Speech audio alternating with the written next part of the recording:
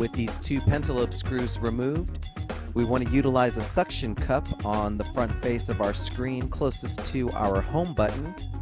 Once we have a small bit of separation created, you'll notice we used our fingernail to continue that separation to allow our display assembly to be lifted up and reveal our iPhone's internals.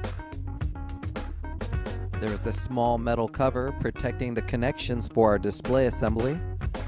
Go ahead and remove the 3 Phillips screws that are securing it into place.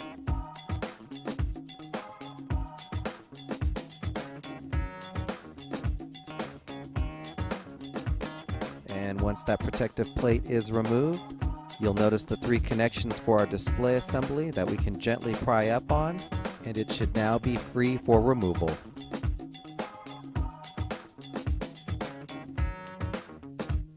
With the display assembly separated from the rest of our iPhone, we can now bring our attention to removing our front-facing camera and earpiece speaker.